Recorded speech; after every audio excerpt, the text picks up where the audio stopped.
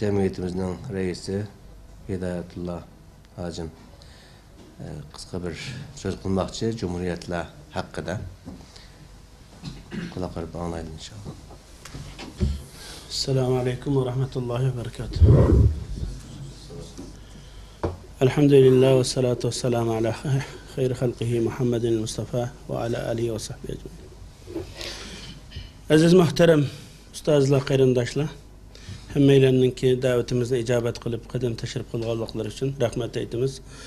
Alloh taoloning dargohida ajri azimga erishgan holda qaytishimizni Allohdan niyaz etamiz.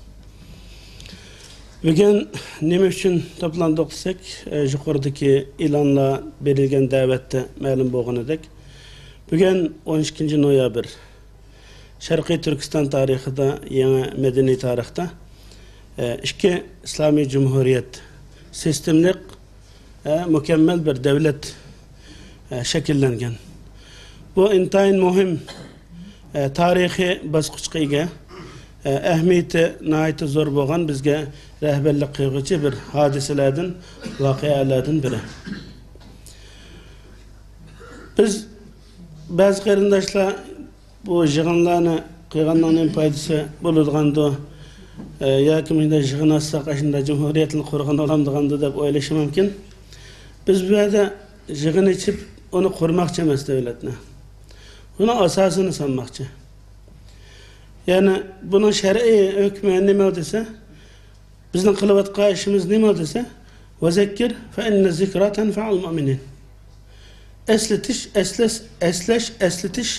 ishini olib beramiz. Nima o mu'minlarga manfaatlik bo'lgan nima desa, ayni bizga meros qoldirib qo'ygan İslami bir Sharqiy Turkiston davlatining qo'limizdan ketgan bu vazifani qayta eslatib, shu vazifani qo'lga olsin, shu otning chulurini qo'lga olsin degan nuqta asosda bu yig'inlarni o'tkazib kelyapmiz.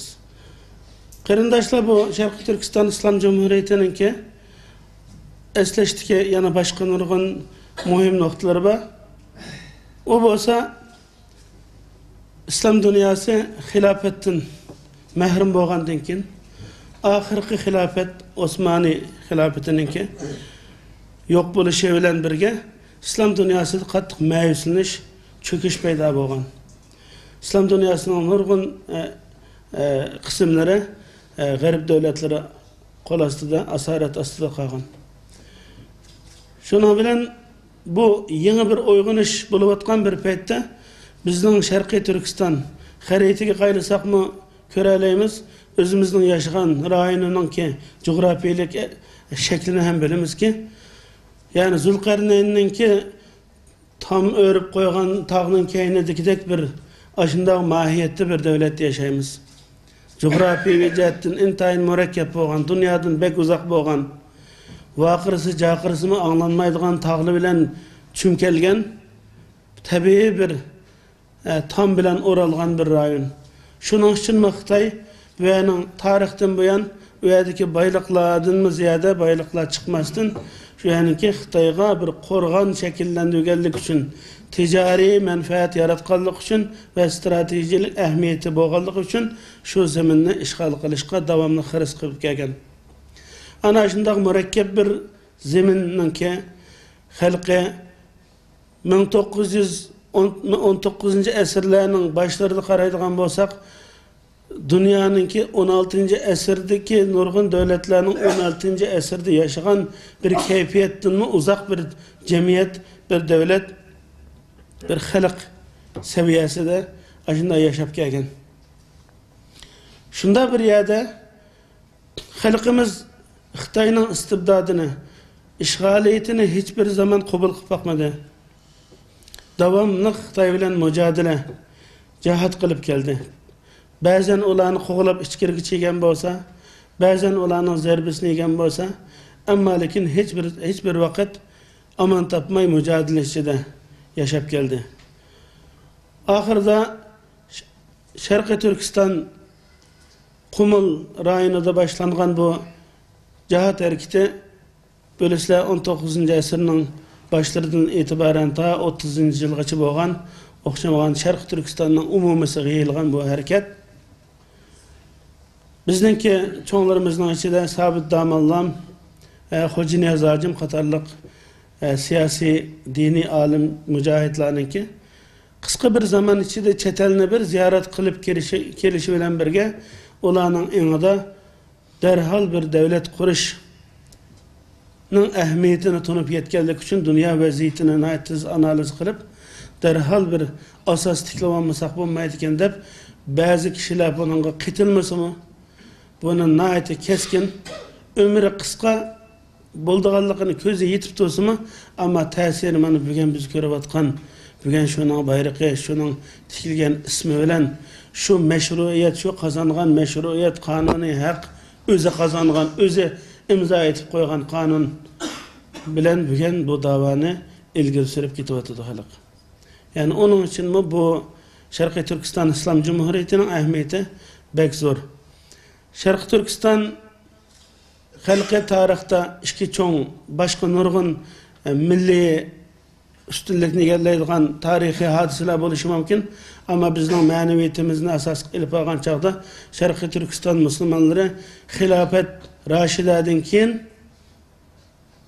tunji islomiy davlatni, islom asosida qurilgan bir cho'ng bir territoriya qaraganlar islom davlatini qurgan Abdulkarim Xon Sutuq Bug'roxonning davrida tunji g'ayri arab islom davlatini barpo qilgan bir toplumning, xalqning a'zolari.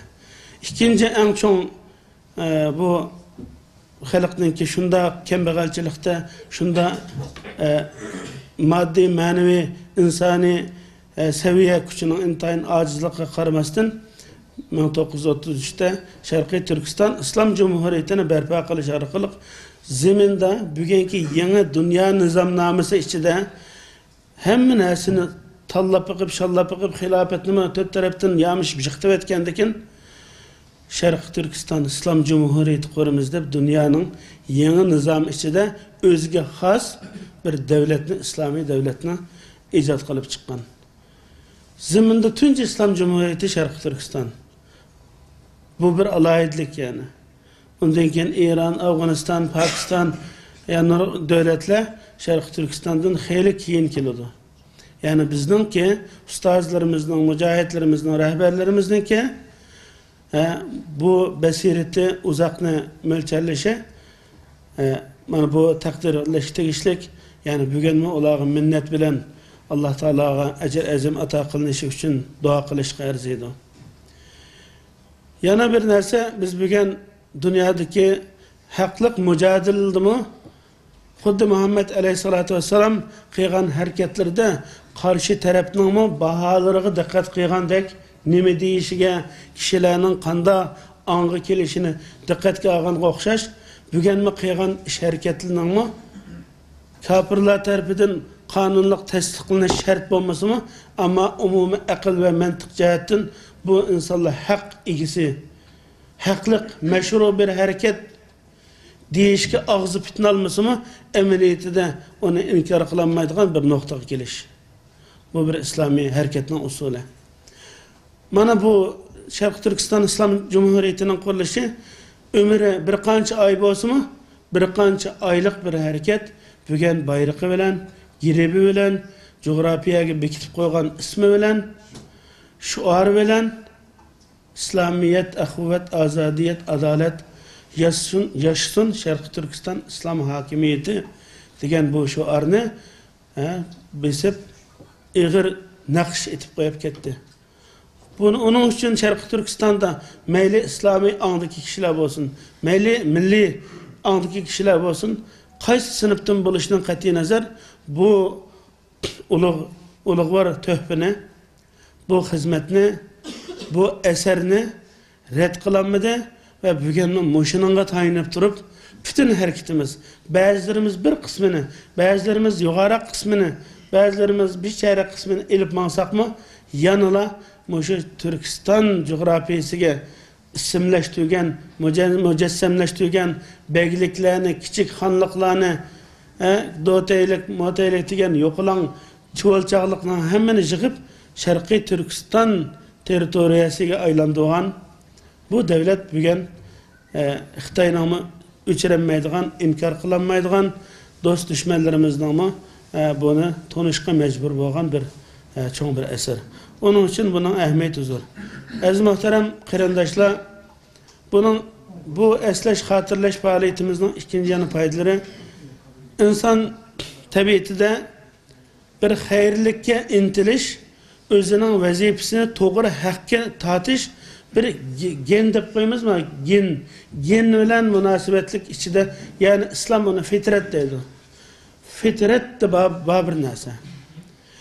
Yani insan o'zining Allah Teala'nınki bizning tabiatimizga, bizningki her rayon xalqining, her qavmning, her saha insanlarının o'ziga xos qobiliyati, an'anasi, urf odatlari, layoqati va kimligiga xos ularningki qilaoladigan va qiladigan vazifalari Qur'oni Karim va Allah Teala'nın Resulü'nünki hayotida, siratda bizga ko'rsatib o'tgan. Shuning uchun biz bu meselelerni, şunun o'xshagan hodisalarni tarixda bizga iz qo'yib ketgan shunday hodisalarni eslashimizdagi muhim nuqtalardan birisi bizning fitratimizdagi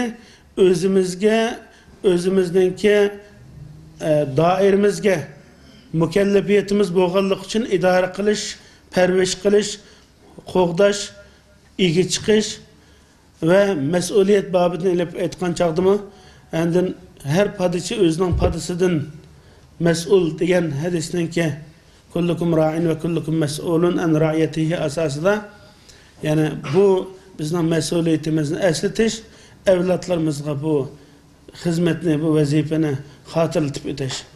Shuning uchun qarindoshlar, Xitoylar nurg'un amaliy voqea hodisalardan jiq ta'sirlanadi, qo'rqaydi, ammo lekin insonlardagi shu haq mujodilasining sohiblik xarakterini, inginin yetilib qilishidan bak qo'rqaydi.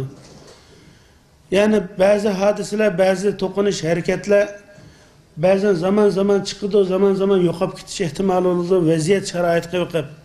Ammo ongninki iymon, e'tiqodning buningki yo'qolmaydigan bir narsa, insonning bu so'ngakning ichiga ta'sir qilmaydigan bir narsa, bu e'tiqod, iymon, tushuncha, tafakkur, bu yo'qolmaydigan narsa.